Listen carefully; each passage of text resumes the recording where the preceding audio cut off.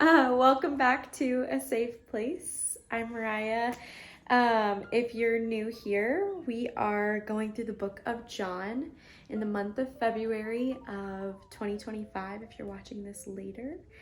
If you're in real time, how was the Super Bowl? I'm currently recording during it, so I don't know the outcome, but I hope that you're totally fine with it. Before we get into chapter 7, I do have to address the elephant in the room. My Christmas tree. A lot of people seem to be very concerned with the fact that my Christmas tree is still up. It's not my Christmas tree. I mean, it is a Christmas tree.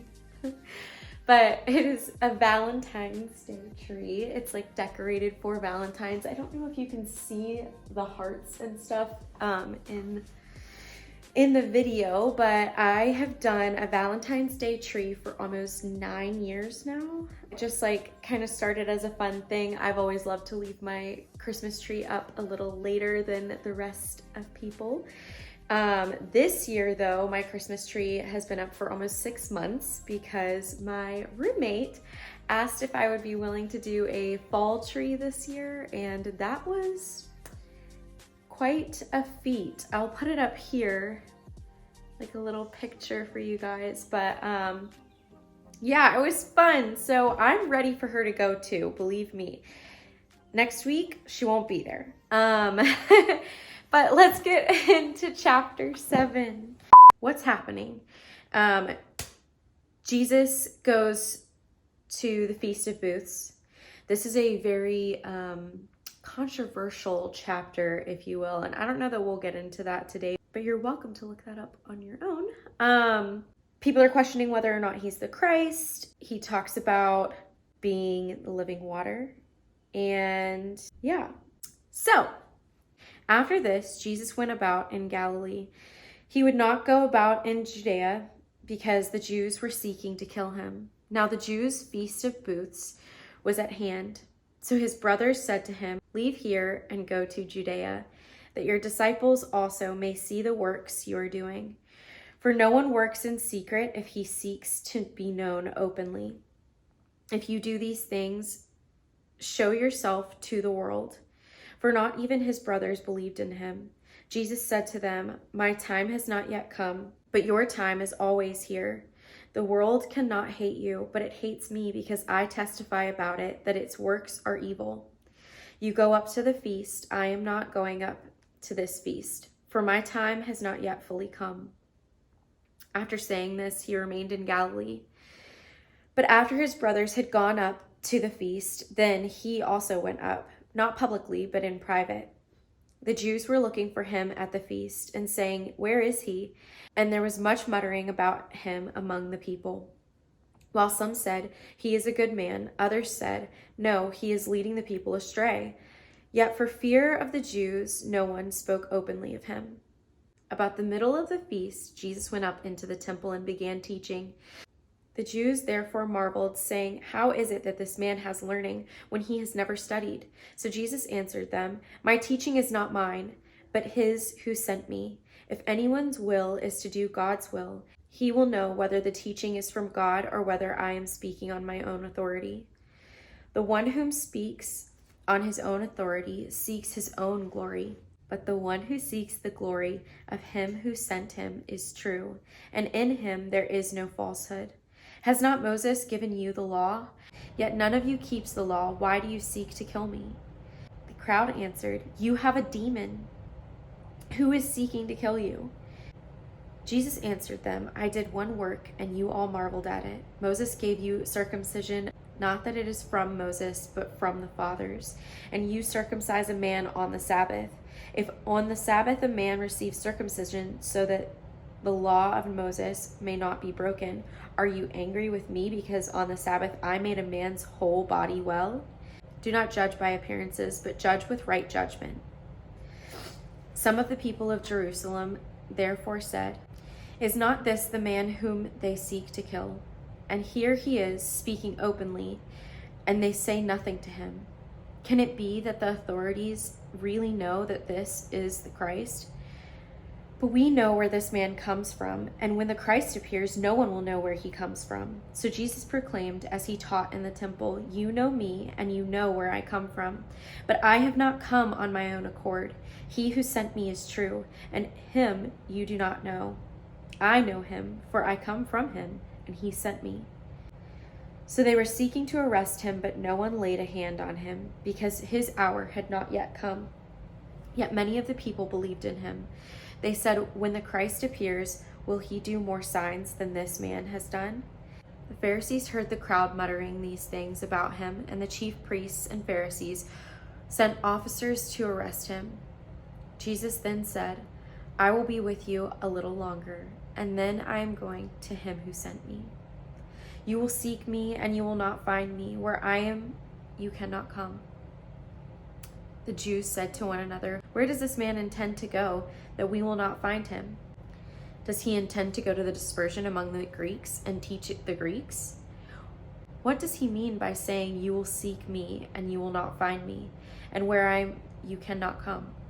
On the last day of the feast, the great day, Jesus stood up and cried out, "If anyone thirsts, let him come to me and drink.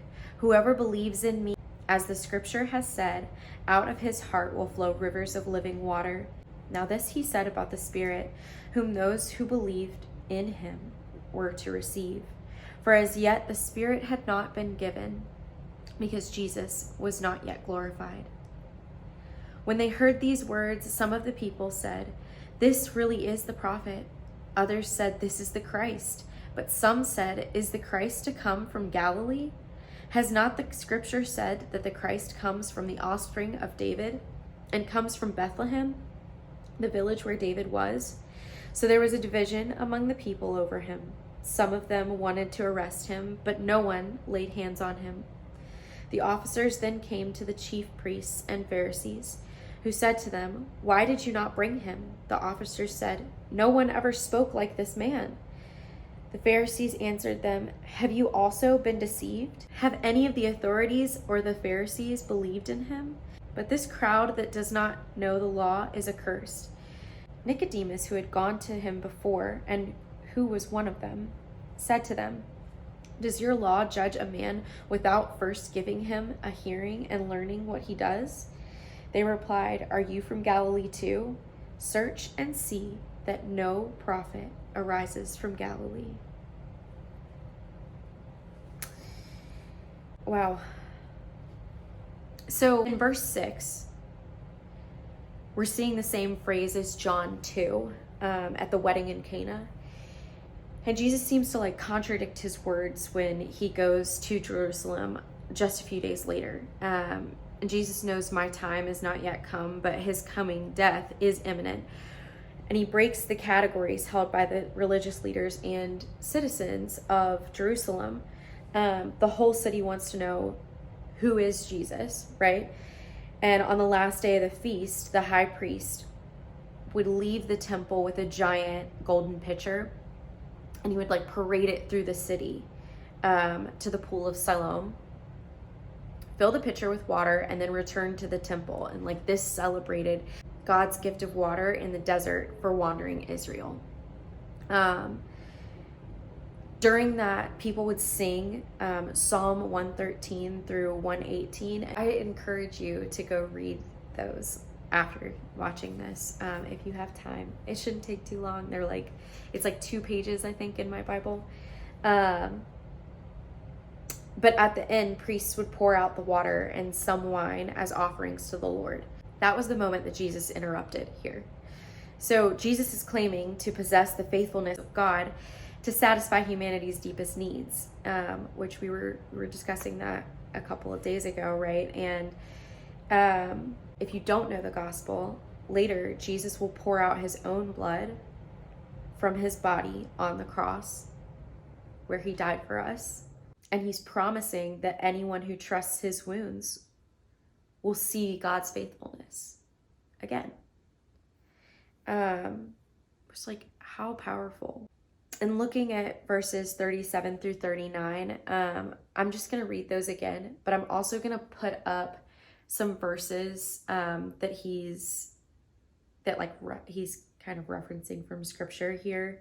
On the last day of the feast, the great day, Jesus stood up and cried out, "If anyone thirsts, let him come to me and drink. Whoever believes in me, as the scripture has said, out of his heart will flow rivers of living water." Now this he said about the Spirit, whom those who believed in him were to receive, for as yet the Spirit had not been given, because Jesus was not yet glorified. So our question for today is, how are you bleeding out the compassion and life of Jesus to the world around you? How is Jesus meeting your needs so that you can meet the needs of others around you? Just something to think about. Okay, I hope you have the best Monday. And I cannot wait to see you again for chapter 8 tomorrow. Bye.